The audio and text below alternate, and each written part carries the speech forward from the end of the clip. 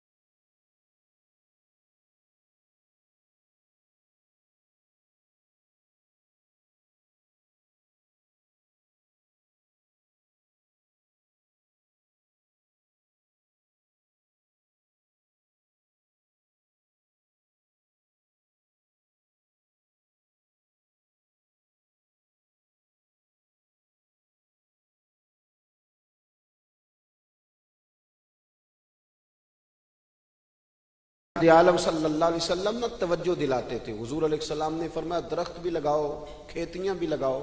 یا رسول اللہ صلی اللہ علیہ وسلم کچھ ملے گا؟ تو حضور نے فرمایا اس کھیت سے, اس درخت سے جب تک کوئی جاندار فائدہ اٹھاتا رہے گا اللہ تمہارے نامہ اعمال میں نیکیاں درج فرماتا رہے گا. کوئی درخت ہی لگا دو, کچھ کاری دو. محمود غزنوی گزر رہے تھے تو ایک بوڑھے کو دیکھا, اس کے ہاتھ کامتے ہیں تو پھر بھی وہ زمین کھود رہا ہے اور ایک درخت لگا رہا ہے. تو محمود غزنوی اس بوڑھے کو دیکھ کے نا تو بڑے حیران ہوئے, اس کے قریب گئے. تو دو قسم کی سوچیں ہوتی ہیں نا, ایک یہ سوچ ہوتی ہے کہ بڑا لالچی ہے, اس عمر میں بھی یہ کیا کر رہا ہے, یہ بھی سوچ ہوتی. اور ایک سوچ یہ ہوتی ہے کہ یار کتنا بھلا آدمی ہے, دیکھو اب بھی محنت کر کے گزر رہا. سوچ ہی ہے نا, منفی کر لیں یا مثبت کر لیں. تو محمود غزنوی آگے بڑھے اور آگے بڑھ کے نا تو آپ اس بوڑھے سے کہنے لگے کہ بابا یہ کیا کر رہے ہو؟ تو کہنے لگے میں درخت لگا رہا ہوں. تو کہنے لگے بزرگوں اب آپ کی جو عمر ہے نا, یہ عمر نہ تو آپ اس کے پھل کھا سکیں گے نہ چھاؤں میں بیٹھ سکیں گے, اور آپ کو تکلیف بھی بڑی ہے. تو بابا جی محمود کو جانتے ہی نہیں تھے, پلٹ کے کہنے لگے بیٹا چلو میں نہیں پھل کھاؤں گا تو میرے پوتے تو کھائیں گے نا, میرے نواسے تو کھائیں گے نا, تو آپ چھوڑے مجھے, میں تو اگلی نسلوں کا بھلا کر رہا ہوں. اب یہ سوچ ہماری بڑی کم ہوتی ہے, یہ بڑی کم سوچ ہوتی. پوتے کھائیں گے, نواسے کھائیں گے. تو محمود غزنوی بادشاہ تھے, بڑے راضی ہوئے, کہنے لگے یار بابا تیری تو سوچ بڑی شاندار ہے, قوم کا نفع کرنے والی سوچ ہے. اس نے کہا ایک تھیلی اشرفیوں کی بابا جی کو دے دو. بابا جی نے نا وہ تھیلی اشرفیوں کی جب قبول کی, پکڑی, تو بابا جی بڑے مسکرائے. محمود کہنے لگا کیا ہوا؟ تو فرمانے لگے بیٹے تم نے تو کہا تھا کہ میں اس کا پھل نہیں کھاؤں گا, میں نے تو ابھی لگایا نہیں ہے, اللہ نے پھل مجھے پہلے ہی عطا فرما دیا ہے. تم تو کہہ رہے تھے کہ پھل نہیں کھاؤں گا, ابھی تو لگایا نہیں تو اللہ نے پھل دے دیے. محمود بڑا راضی ہوا, اس نے کہا یار بابا تو بڑی اونچی سوچ کا مالک ہے, ایک تھیلی اور دو بابا جی کو, اور دے دو ایک تھیلی. ایک اور تھیلی دی بابا جی کو, تو بابا جی پھر ہنسے, کہنے لگے محمود میرا خلوص دیکھ, میں اللہ کے بندوں کا نفع کرنا چاہتا تھا نا, تو میں نے ابھی لگایا نہیں. لوگوں کے باغ میں سال میں ایک دفعہ پھل لگتا ہے, اللہ نے مجھے 2 دفعہ پھل عطا کر دیا. محمود نے کہا تیسری بھی دو بھی بابا جی کو تھیلی. آپ سوچ تو بنائیں نا صاحب. ہم یہ سمجھتے ہیں کہ شاید یہ محدود ہو جائے گا, میں کسی کے بچے کو پڑھا دوں گا تو شاید وہ میرے بچے کا نصیب لے اڑے گا, میں کسی کو کچھ دے دوں گا تو شاید وہ ادھر سے آ کے نا تو ہمارا کام خراب کر جائے. او بھائی ایسا نہیں ہوتا, اس کو سمجھ, میرا رب تو بڑا کریم ہے, تو بانٹتا جاتا ہے تو اللہ تجھے نوازتا جاتا ہے, تو دیتا جاتا ہے تو اللہ تجھے عطا کرتا جاتا ہے. آپ یہ ذہن بنائیں کسی کا فائدہ کرنے کا, کسی کا نفع کرنے کا, کسی کو کچھ دے ڈالنے کا, کسی کے اوپر رحمت کی برکھا برسانے کا. آپ ارادہ کریں, اللہ تبارک و تعالیٰ آپ کو نواز دے گا. ہم جہاں بیٹھے ہوتے ہیں نا لوگوں کو ہماری ضرورت ہوتی ہے. حضرت عبداللہ ابن عمر رضی اللہ تعالیٰ عنہ نے 100 دینار الگ کر کے رکھا ہوا تھا, پورا 100 دینار, بہت بڑے پیسے ہوتے تھے اس زمانے میں. تو آپ کے بچے کہتے کہ ابا جی یہ پیسے سائڈ پہ کیوں رکھے ہوئے ہیں؟ تو فرماتے پتر یہ میں نے لوگوں کو ادھار دینے کے لیے رکھے ہوئے ہیں. خاصی مشکل بات نہیں کر دی میں نے, ہماری تو دکانوں پہ لکھا ہوا ہے ادھار بند ہے, موٹا کر کے لکھا ہوا ہے ادھار بند ہے, یعنی نگد والے آ جاؤ, ادھار والے بالکل نہ آنا. تو ادھار کون لیتا ہے؟ امیر آدمی. او بھائی سنیں, ادھار کون لیتا ہے؟ غریب آدمی.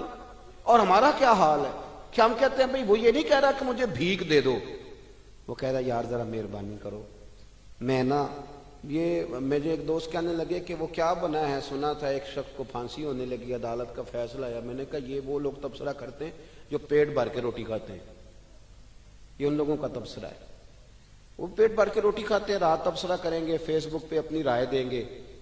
لیکن جو آدمی آدھا کلو گھی صبح فیکٹری جانے سے پہلے گھر دے گیا تھا نا, وہ جب رات کو آتا ہے تو اس کی بیوی ڈرتے ہوئے اسے یہ نہیں کہتی کہ وہ عدالت کے فیصلے کا کیا بنا ہے, اس کی بیوی تو اس کو کہتی ہے کہ وہ جو آپ گھی لائے تھے وہ ختم ہو گیا. اور سویرے بچوں نے جب اسکول جانا ہے تو پراٹھے بنانے کے لیے میرے پاس گھی کوئی نہیں, یقیناً آپ کو تکلیف ہوگی, تو اب کرنا کیا ہے؟ تو میرے بھائی ان کو کہاں تبصرہ یاد رہتا ہے, کہ آج نئی بات کیا ہوئی ہے تو کوئی نئی خبر سناؤ تو اور پھر سناؤ تو کوئی نمی تازی، یہ باتیں تو ان کو یاد رہتی ہیں جو پیٹ بھر کے کھاتے ہیں، جن کو پھر کوئی فکر نہیں، ان لوگوں کے یہ کام ہے، وہ کریں گے سیاسی تبصرے۔ وہ کسی شخص نے کیا خوب کہا تھا کہ غربت نے میرے بچوں کو تہذیب سکھا دی، اب سہمے ہوئے رہتے ہیں شرارت نہیں کرتے۔ غربت نے میرے بچوں کو تہذیب سکھا دی، وہ اب سہمے ہوئے رہتے ہیں، وہ شرارت نہیں کرتے۔ وہ نہیں شرارت کرتے اس لیے کہ وہ تو کونے میں لگے بیٹھے ہیں کہ کسی غریب کا کھلونا نہ ہمارے ہاتھ سے ٹوٹ جائے، وہ سہمے ہوئے رہتے ہیں، وہ شرارت نہیں کرتے۔ تو میرے عزیز، حضرت عبداللہ ابن عمر 100 دینار ہے، ابا جی یہ کس لیے ہے؟ تو فرماتا یہ میں نے ادھار دینے کے لیے رکھا ہوا ہے۔ حضور کیا مطلب؟ فرمایا میرے نبی پاک علیہ السلام نے فرمایا ہے کہ کسی بندے کو تم نے اگر قرض لینا ہو نا تو وہ غریب ہو تو اس پر تم آسانی کرنا، اور جتنے پیسے تم نے لینے ہوئے اگر وہ تنگ دست ہو تو آسانی کرنا۔ فرمایا جتنے پیسے تم نے لینے ہوئے جتنے دن گزر گئے اللہ روزانہ اتنے پیسے صدقہ کرنے کا تمہیں ثواب عطا فرمائے گا۔ تو میں نے یہ غریبوں کی مدد کے لیے رکھے ہوئے ہیں۔ کوئی غریب لے جاتا ہے اپنا کام چلا لیتا ہے، پھر وہ واپس کر دیتا ہے تو میں کسی نئے کو دے دیتا ہوں، تو اپنا کام چلا لیتا ہے۔ یارو ہاں کچھ لوگ ایسے ہوتے ہیں جن کے جنازوں پہ لوگ آ کے بتاتے ہیں، جنازوں پہ آ کے بتاتے ہیں کہ جب میری بیٹی کی شادی تھی تو یہ بابا رات کی تنہائی میں آیا تھا، جنازوں میں آ کے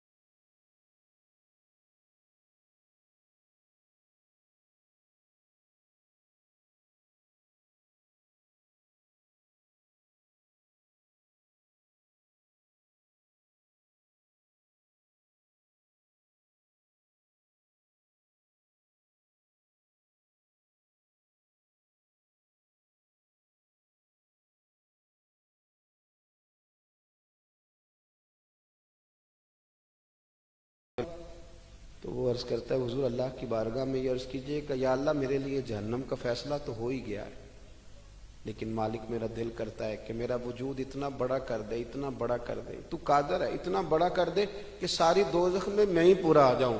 اللہ میرا دل نہیں کرتا تیرا کوئی اور بندہ جہنم میں جائے، میری طبیعت نہیں مانتی کہ تیرے محبوبوں کا کلمہ پڑھنے والے، تیرے نبیوں کا کلمہ پڑھنے والے دوزخ میں چلے جائیں۔ اللہ تو ساری دوزخ میرا وجود بڑا کر کے نا تو بھر دے۔ آواز قدرت آئی، نبی سے فرما دیجئے کہ یہ اگر میرے بندوں سے اتنا پیار کرتا ہے تو میں اس سے پیار نہ کروں؟ اسے کہہ دیجئے اس کے گناہ بھی بخش دیے، اسے ولیوں میں بھی شامل کر لیا، اور قیامت میں یہ جس جس کی سفارش کرے گا اللہ سب کو جنت عطا کر دے گا۔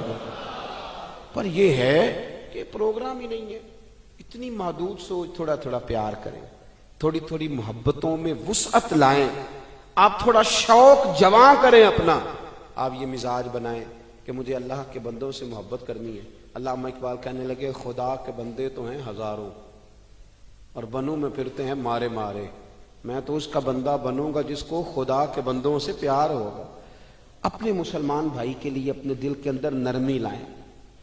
لوگوں کی کمزوریاں دیکھیں گے تو آپ ایک منٹ بھی کسی کے ساتھ نہیں چل سکتے، اور یہ حال میرا بھی ہے اور آپ کا بھی ہے، تو اگر کوئی ہماری کمزوری دیکھ لے تو وہ چل سکتا ہے ہمارے ساتھ؟ میں اکثر کہا کرتا ہوں کہ اگر ہمارے ایپ کھول جائیں تو لوگ ہم سے ہاتھ نہ ملائیں، اگر ہمارے اندر کی باتیں کبھی باہر نکل آئیں تو شاید لوگ ہمیں ملک بدر کر دیں کہ تم اس قابل نہیں ہو کہ دھرتی پہ رہ سکو۔ تو یارو اتنی کمزوریوں کے باوجود اگر اللہ نے ہماری پردہ پوشی کی ہے تو چل تو بھی کسی کی کمزوری کے باوجود اس کے ساتھ نیکی کر، تو بھی اس کی کمزوری۔ میں نے ایک ہاسپٹل میں ایک نوجوان کو دیکھا،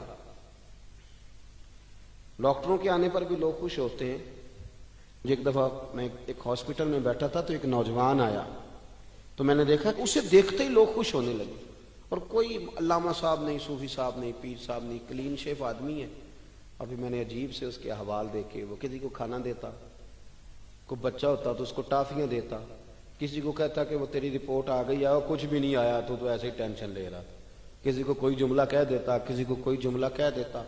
وہ اپنی مستی میں آیا، آ کے چلا گیا، تو میں نے پوچھا یہ کون ہے؟ کہنے لگے کوئی بھی نہیں، ویسے اس کا شوق ہے، یہ آ جاتا ہے۔ تو میں نے کہا یہ ویسے ہی نہیں ہے، یہ اللہ کا کوئی خاص بندہ ہے۔ جو لوگ بستروں پہ مایوس پڑے ہوں وہ جس کا چہرہ دیکھ کے خوش ہو جائیں۔ میرے رسول پاک نے فرمایا ہے کہ اگر تو نے میرے کے دل میں خوشی ڈال دی تو اللہ تجھے 60 سال کی نفلی عبادت کا ثواب عطا کرے گا۔ اگر میرے مومن کے دل میں تم نے خوشی ڈال دی تو 60 سال کی نفلی عبادت، بے ریا نفلی، امام غزالی حدیث لائے، 60 سال کی نفلی عبادت کا ثواب۔ او یارو مہربانی کرو، آؤ تھوڑا سا نا دکھ سمیٹنے کی کوشش کریں، آؤ اپنی مسکراہٹ کے اندر اپنی بہت ساری پریشانیوں کو چھپائیں، اور تھوڑا تھوڑا زخموں پر مرہم رکھنے کا ارادہ کرے۔ کوئی ضروری تو نہیں نا یار کہ انسان خود غرضی کی زندگی جیے، وہ ایک چھوٹی سی دنیا بات کرے، اپنی دنیا کو بڑا کیوں نہیں کرتا؟ تو تھوڑا تھوڑا کر کے آگے کیوں نہیں نکلتا؟ میں کبھی کبھی ایک کار ہمارے شہر میں میرے آگے سے گزرا کرتی تھی، اس پہ لکھا ہوتا تھا خدائی خدمتگار، جو نا موٹا کر کے خدائی خدمتگار۔